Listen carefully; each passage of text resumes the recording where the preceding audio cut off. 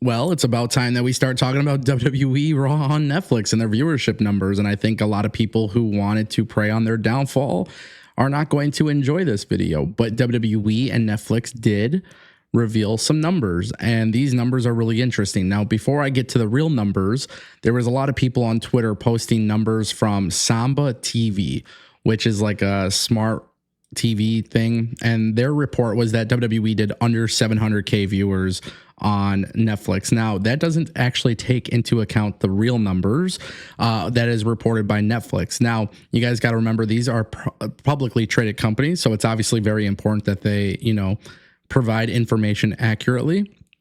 And Netflix and TKO both revealed that the debut episode of Raw on Netflix did not do under 700K viewers. In fact, what they did was over 4.9 million live viewers. Well, technically households, because you can't factor in how many like different people were actually watching. It's a little bit different with streaming numbers. But in their press release, they said that the inaugural event on Netflix averaged 2.6 million households live in the US, according to Video Amp, which is 116% higher than Raw's average 2024 US audience of 1.2 million households, and higher than any other Monday Night Raw broadcast in the past 5 years. The event also more than doubled the ages 18 to 49 audience.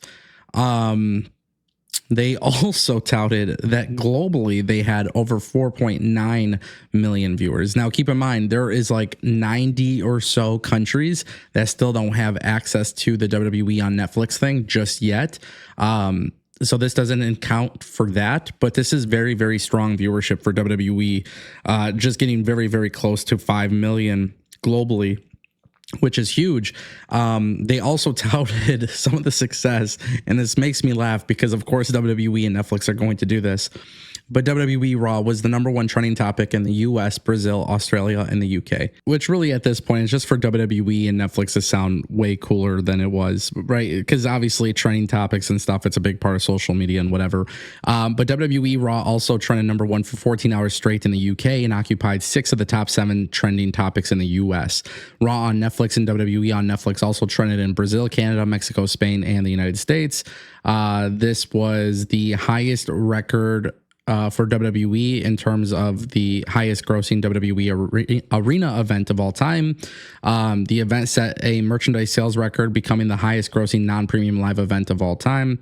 And WWE and Netflix also revealed how the numbers are generated. So they say views are the total number of view hours for the program divided by the runtime. It is our nearest proxy for average minute audience, AMA, at the household level, and does not include co-viewing.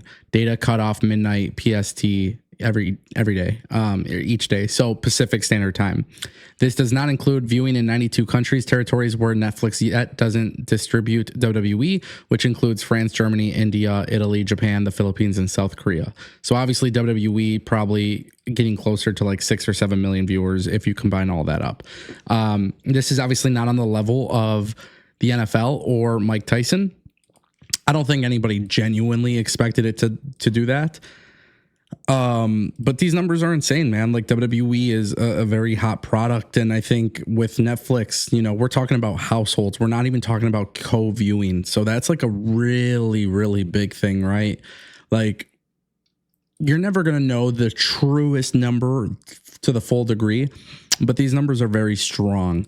And WWE Raw on Netflix was the #1 show this week for Netflix, which is something that Netflix, for them, it's a big deal because you could see it on their trending tab. You can see on the platform, Squid Game was #1. Now WWE has overtaken that spot. I think this is a good indication that WWE and Netflix's partnership is going to work. I also think it's too early to tell. It's not like we could talk about success or failures. I mean, this for WWE is a success. For Netflix, this is obviously a success. We can't argue with that. It just goes to show you how like TV viewing and viewership and streaming is so different in 2025 compared to what it was in the 90s, which is completely fine. You know what I mean? But at the same time, too, I think for WWE, what's really, really interesting here is what's going to happen next week and the following week and the week after.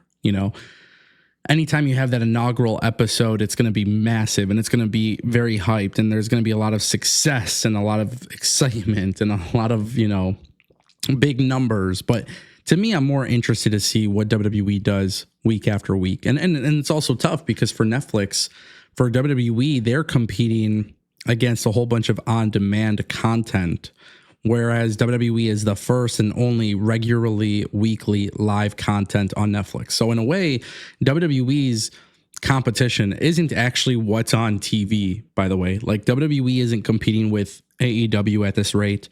They're not competing with, the NFL or whatever. I mean, really what it is like a standalone competition between WWE and everything else that's on Netflix. And I think that's the interesting thing, right? Like WWE, like Netflix isn't going to, I'm sure to a certain extent, Netflix executives are going to look at TV viewership across the board for everything. But I think for WWE and Netflix, it's really just to make sure that WWE is constantly at the top. Because if WWE is getting paid all this money on Netflix and then they're like getting beat out by Squid Games or Ozark or like whatever these other shows are on, then obviously that could be a problem. That could be a problem for Netflix, maybe even a problem for WWE. But I think this is a clear indicator and a good indicator that the relationship will be completely fine. WWE is going to bring in the numbers that they desire. And then I think, for WWE's sake, I think when you look at this, it goes to show you that, yeah, a lot of people are interested in the product. The product is hot.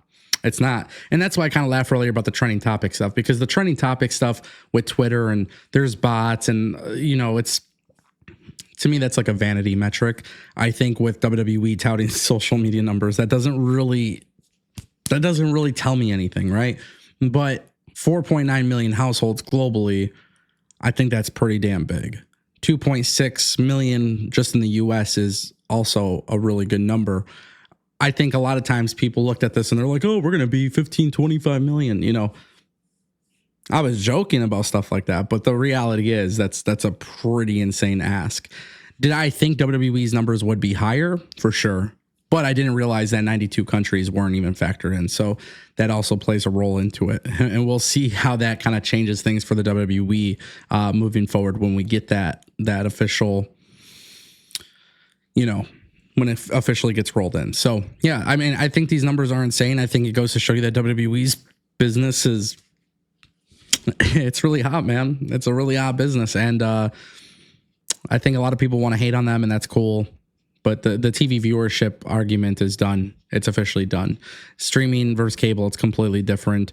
The way Netflix's numbers are calculated versus the way, traditional TV, it's completely different. So you can't really expect people to go head to head anymore between WWE Raw and then like AEW Dynamite, for example. What's on traditional TV? Sure. But with Raw, it gets removed out of the equation. And I think that's pretty fair. So great numbers for WWE. Hopefully it keeps up. I don't think it will necessarily, but we'll see. And I'm also curious to see what on-demand numbers are. I don't know if they'll ever tell us, but that's a big one too. Let me know what you guys think down below.